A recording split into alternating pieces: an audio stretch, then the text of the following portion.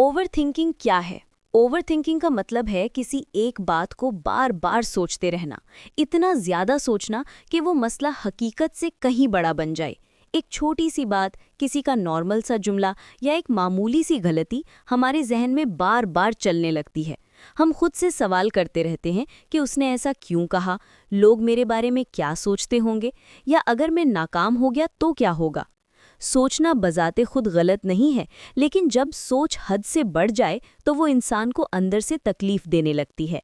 Overthinking हमें खामोशी से नुकसान पहुंचाती है। ये हमारी तवानाई चोरी कर लेती है। हम जिस्मानी तौर पर थके नहीं होते, मगर ज़हनी तौर पर टूट चुके होते हैं। आहिस्ता आहिस्ता हमारा एतमाद कम होने लगता है, नींद खराब हो जाती है और फैसले करना मुश्किल हो जाता है। सबसे खतरनाक बात यह है कि ओवरथिंकिंग हमें हाल से दूर कर देती है। हम या तो माजी की गलतियों में उलझे रहते हैं या मुस्तकबिल के खौफ में गुम हो जाते हैं, और इस दौरान हाल खामोशी से हमारे हाथ से निकल जाता है। हम ओवरथिंकिंग इसलिए करते हैं क्योंकि हमारे अंदर खौफ होता है, नाकामी का खौफ, लोगों की राय का खौफ, और ये डर कि कहीं हम काफ़ी अच्छे ना हों। इसके साथ साथ कम खुद एतमादी भी एक बड़ी वजह बनती है, जब हमें खुद पर यकीन नहीं होता। इसके अलावा हम हर चीज़ को कंट्रोल में रखना चाहते हैं। हम चाहते हैं कि कोई गलती ना हो, कोई हमें बुरा ना समझे और कोई रिश्ता ख़राब ना हो। लेकिन हकीकत ये है कि ज़िंदगी मुकम्मल तौर पर हमारे कंट्रोल में नहीं होती। अब सबसे अहम सवाल ये है कि ओवरथिंकिंग से निकलें कैसे। सबसे पहले अपनी सोच को पहचानना सीखें, उसे दबाने के बजाय पकड़ें। जब महसूस हो कि आप एक ही बात बार बार सोच रहे हैं, तो खुद से पूछें कि क्या ये मसला वाकई इतना बड़ा है जितना आप इसे बना रहे हैं। अक्सर इसका जवाब नहीं में होता है। अपने आप को सिर्फ चंद मिनट दें सोचने के लिए, और फिर जानबूझकर किसी काम में मसरूफ़ हो जाएं, जैसे चलना, किताब पढ़ना या कोई सादा सा काम करना, क्योंकि मसरूफ़ दिमाग गैर ज़रूरी सोचों से बच जाता है। अक्सर हमारा दिमाग बदतरीन नतीजा बना लेता है, जैसे ये सोचना कि अगर मैं फेल हो गया तो क्या होगा।